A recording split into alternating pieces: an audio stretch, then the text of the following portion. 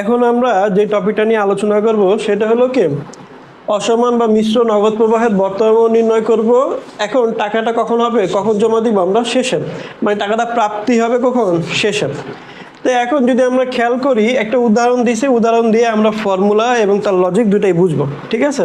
তো প্রথমে দেখো কি বলছে উদাহরণে, যে জনাব লাবিব ন্যাশনাল ব্যাংকে প্রথম বছর শেষে 5,000 টাকা, দ্বিতীয় বছর শেষে 8,000 টাকা, তৃতীয় বছর শেষে 10,000 টাকা এবং চতুর্থ বছর শেষে 15,000 টাকা পেতে চায়।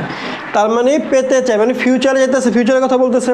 ওকে, বলছে ব্যাংক হার কত পার্সেন্ট, ব্যাংক সুদের হার কত পার্সেন্ট? 12%। তার মানে এটা আয়ের মান। বলছে 12% হয়, তবে জনাব লাবিবকে বর্তমানে কত টাকা ব্যাংকে জমা দিতে হবে। বর্তমানে কত টাকা বুঝলাম, মানে কি প্রেজেন্ট ভ্যালু বের করতে বলছে। কি বের করতে বলছে? Present value. এবার একটু খেয়াল করো, টাকা প্রাপ্তির পরিমাণ কি বারবার হয়েছে না? টাকা প্রাপ্তি যদি বারবার হয় তাহলে এটা কিস্তির অঙ্ক। কিসের অঙ্ক? কিস্তির অঙ্ক। এখন কিস্তিটা কখনের উল্লেখ করে দেওয়া আছে? শেষে। কখন? শেষে। তার মানে শেষের কনসেপ্ট আমরা অ্যাপ্লাই করতে হবে। তো প্রথমে আসো এই কনসেপ্টটা বোঝার জন্য আমরা একটা টাইম লাইন আঁকি। তো টাইম লাইন আঁকলে আমাদের আলোচনাটা সহজ হয়ে যাবে। আসো, তো এখানে আমরা 0 ইয়ার বলতে কাকে বুঝি? প্রেজেন্ট ভ্যালুকে। আর এখানে 4 বছরের অঙ্ক নাকি? তাহলে এখানে 4 লিখে, আর এটা কী হবে? Future value. এখানে 1, এখানে 2, এখানে 3, আর এখানে 4। তাহলে এটা হবে কি প্রথম বছর শেষ। এটা কি প্রথম বছর শেষে, প্রথম বছর শেষে। এটা দ্বিতীয় বছর শেষে, তৃতীয় বছর শেষে, চতুর্থ বছর। তার মানে জমাটা কখন দিব? শেষে দিব। আচ্ছা, এখন জমার পরিমাণ যদি আমরা লিখি, দেখো আমরা প্রথম বছর শেষে কত টাকা পাইতেছি? 5,000 টাকা পেতে। তারপর দ্বিতীয়তে কত বছর? দ্বিতীয় বছর শেষে কত? 8,000 টাকা। তৃতীয় বছর শেষে 10,000 টাকা। চতুর্থ বছর শেষে 15,000 টাকা পেতে চায়। তার মানে এই টাকাগুলো সে পেতে চাইতেছে। এখন এই টাকাগুলো যে পেতে চাইলে এখন একসাথে কত টাকা জমা দিতে হবে, ঠিক না? তার মানে কি প্রেজেন্ট ভ্যালুতে আসতে হবে। কিসে আসতে হবে? প্রেজেন্ট ভ্যালুতে। তাহলে ফিউচারে যখন আমরা গেছিলাম টাকাগুলা কি সুদ, এই সুদগুলা কি, এই কথা বললো প্রেজেন্ট ভ্যালু থেকে যখন ফিউচার ভ্যালুতে গেছিলাম তখন কীভাবে করছি আমরা? সুদের পরিমাণটা প্লাস করে করে গেছি আমরা নাকি? তাহলে এখন যখন আমরা ফিউচার থেকে প্রেজেন্টে আসবো তখন এই প্লাসগুলো কী হয়ে যাবে? তখন আমাদের মাইনাস করে করে আমি এদিকে আসবো, তারপরে নেগেটিভ করে করে এদিকে আসবো। এবার চিন্তা করো, প্রথম বছর শেষে যদি টাকা জমা দিই তাহলে এই টাকাটা এখান থেকে জিরোতে আসতে হবে আমাদের। জিরো আসা মানে কি প্রেজেন্ট ভ্যালু। তাহলে এই 5,000 টাকা জিরোতে আসতে কত বছর মানে বাট্টা করতে হবে? 1 বছর। তাহলে 1 বছর যদি বাট্টা করি তাহলে 1 প্লাস পয়েন্ট, এখানে দেখো আমাদের কত বছর সুদ বলছে? 12%। তাহলে একবার সুদ হবে। আচ্ছা, এইটাকে আমরা কি বলি? Future value 1। তাহলে ফিউচার ভ্যালু 1, এটাকে আমরা কত বছর বাট্টা করব? 1 বছর। তাহলে 1 প্লাস 0.12 নাকি? আচ্ছা, এখানে টাকার পরিমাণ লিখে পরে মানগুলো লিখে দেবে। এখন এটা কত বছর নেগেটিভ করবো আমরা? 1 বছর। তাহলে -1 হলো। কেন হলো বুঝতে পারছি? আচ্ছা, এবার আসো সেকেন্ড কনসেপ্ট। বলছে কি এই টাকাটা দ্বিতীয় বছর শেষে জমা দিয়েছিলাম আমরা, মানে পাবো। তো দ্বিতীয় বছর শেষে যদি পাই, এই টাকাটা বারটা কয় বছর করতে হবে? এখান থেকে এই পর্যন্ত 1 বছর, এখানে জিরোতে আসতে আর 1 বছর। তার মানে আমাকে এখানে বারটা করতে হবে কয় বছর? 2 বছর বারটা করতে হবে। তার মানে 2 বছর যদি বারটা করি তাহলে 8,000 টাকাকে আমার নেগেটিভ করতে হবে কয় বছর? 2 বছর। কথা বুঝতে পারছি? আচ্ছা, এবার দেখো তৃতীয় বছর শেষে বসে, তো তৃতীয় বছর শেষে যদি হয় জিরোতে আসতে কত বছর সময় লাগবে?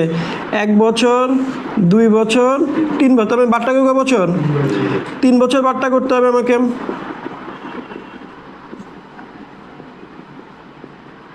আচ্ছা, 3 বছর যদি বারটা করি তাহলে কত টাকা বারটা করবো? 10,000 টাকাকে 1 প্লাস 0.12 টু দি পাওয়ার -3। ঠিক আছে। আচ্ছা, এবার দেখো চতুর্থ বছর থেকে যদি আমি জিরোতে আসতে চাই কত বছর সময় লাগবে? 1 বছর, 1 বছর, 2 বছর, 3 বছর এবং লাস্টে 4 বছর। তো 4 বছর আমরা বারটা করতে হবে। তাহলে এখানে আমি যদি 4 বছর বারটা করি,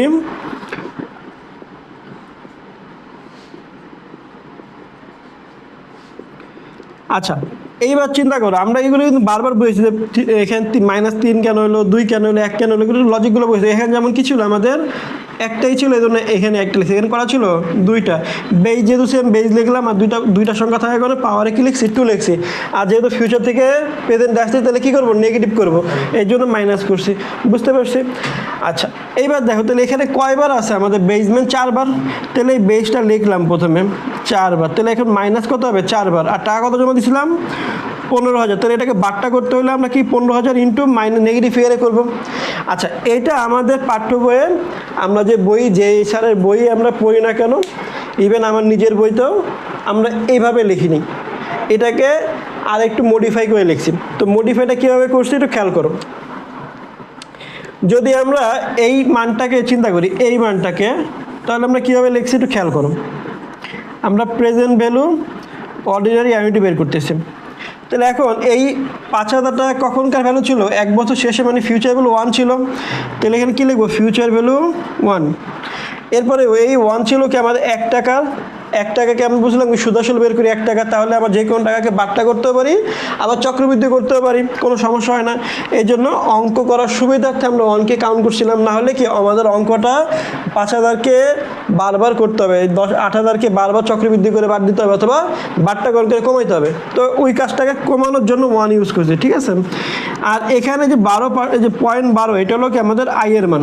এখন এটা কত বছর ডিসকাউন্ট করতে হবে, 1 বছর, এই জন্য -1 লিখছি। এখন দেখো এই -1টা আমরা আগের ক্লাসেই বুঝাইছি যে কীভাবে আমরা রূপান্তর করতে পারি। তাহলে আবার একটু দেখাই, এই -1টাকে যদি আমরা পজিটিভ করতে চাই, তাহলে এই 1 মাইনাসকে প্লাস করার জন্য উপরে 1 লিখে নিচে 1 + i⁻1 লিখতে পারি। পারি না পারি।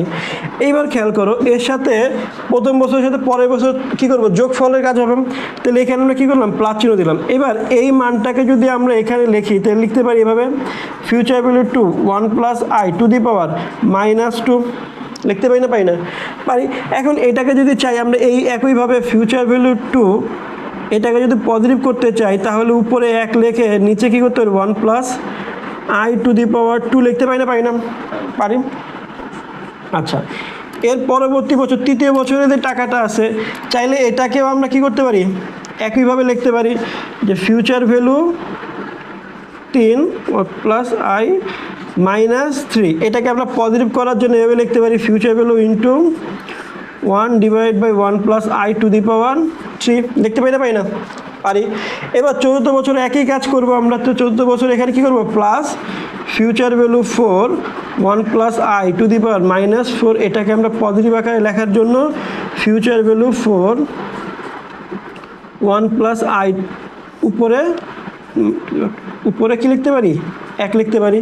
এখন এটাকে আমরা চাইলে আরেকবার মডিফাই করতে পারি, এই ফর্মুলাটাকে চাইলে আরেকবার মডিফাই করতে পারি। কীভাবে করতে পারি, যে এই ফিউচার ভ্যালুর নিচে কী আছে, 1 আছে, তাহলে এই ফিউচার ভ্যালু আর এই 1 গুণ করবো, আর এই 1 আর এই মানটা কী করতে পারি, গুণ করতে পারি। তো যদি গুণ করি তাহলে কী আসে, উপরে future value 1 / 1 + i⁻1 plus future value 2 1 + i⁻2 plus future value 3 1 + i⁻3 plus future value 4 1 + i⁻4। দেখো তো বুঝতে পারছি কি না। তাহলে ফর্মুলাটা, এই যে এই অঙ্কের ফর্মুলাটা যদি আমরা বর্তমান মূল্য অসমান বা মিশ্র নগদ প্রবাহের বর্তমান নির্ণয়ের সময় যদি শেষে টাকাটা প্রাপ্তির কথা বলা হয়, তাহলে ফর্মুলা অ্যাপ্লাই করতে পারি। এইটা চাইলে এইটাও করতে পারি, চাইলে এইটাও করতে পারি, যখন যেটাই করি আমরা করতে পারি। বুঝতে পারছি এতটুকু।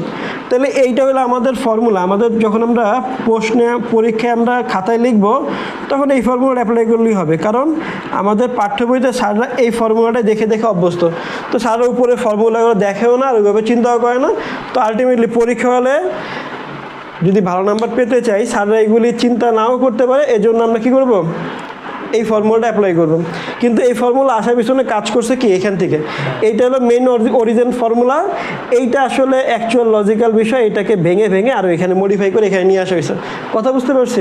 আচ্ছা, এখন তাহলে এই ম্যাথটাকে আমরা সলভ করে ফেলি নাকি? আমরা পুরো লজিক বুঝছি কেন ফর্মুলা এরকম হলো। আচ্ছা, ফর্মুলা লজিক বোঝার পর তাহলে আমরা কী করবো, এখন ম্যাথের সলভটা করে ফেলি, ঠিক আছে? আসো তাহলে ম্যাথে সলভ করি আমরা। তো প্রথমে আমরা এই ফর্মুলাটা উপরে অ্যাপ্লাই করতে হয় নাকি? তাহলে আমরা কি লিখবো এখানে? আচ্ছা, প্রথমে লিখি সমাধান। এখানে এখানে দেখো ফিউচার ভ্যালু 1 কত আছে আমাদের এখানে? ওই যে দেওয়া আছে 5,000 টাকা, মানে ভবিষ্যৎ মূল্য 1 দেওয়া আছে কত টাকা? 5,000 টাকা। তো ফিউচার ভ্যালু 2 কত দেওয়া আছে আমাদের? 8,000 টাকা। ফিউচার ভ্যালু 3 কত দেওয়া আছে আমাদের? 10,000 টাকা। ফিউচার ভ্যালু 4 কত দেওয়া আছে আমাদের? 15,000 টাকা। সুদের হার কত দেওয়া আছে? সুদের হার আয় কত দেওয়া আছে? 12%, 12। আর এন এর মান এখানে আসলে অ্যাকচুয়ালি এই মানগুলো আমরা লিখতে চাইলেও যে এন মাইনাস করে করে আসতে হবে। তো এখানে এন এর মান নর্মালি 4 বছর 4 বছর লিখতে পারি, কোনো সমস্যা নেই। আমরা কী বই করবো? প্রেজেন্ট ভ্যালু অ্যানুইটি ডিউ বই করবো আমরা, ঠিক সরি অর্ডিনারি অ্যানুইটি বই করবো। এখন আমরা কি লিখবো? ফর্মুলাটা অ্যাপ্লাই করব। আমরা জানি present value ordinary annuity is equals to, এখন দেখো এই মান এই ফর্মুলাটা অ্যাপ্লাই করবো। তাহলে কীভাবে লিখবো? Future value 1 plus I to the power 1 plus future value 2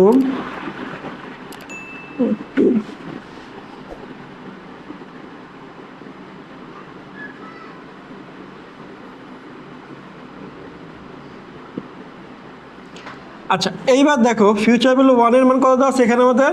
5,000। তাহলে এই 5,000 লিখলাম 1 plus 0.12 to the power 1 plus দ্বিতীয় বছর কত আছে আমাদের? 8,000 টাকা। তাহলে এখানে 8,000 লিখবো 1 plus 0.12 to the power 2 plus তৃতীয় বছর কত আছে? 10,000। তাহলে এখানে 10,000 লিখবো 1 প্লাস 0.12 টু দি পাওয়ার 3। এখন 14 বছর কত আছে আমাদের এখানে? 15,000। তাহলে 15,000 এখানে লিখবো 1 প্লাস।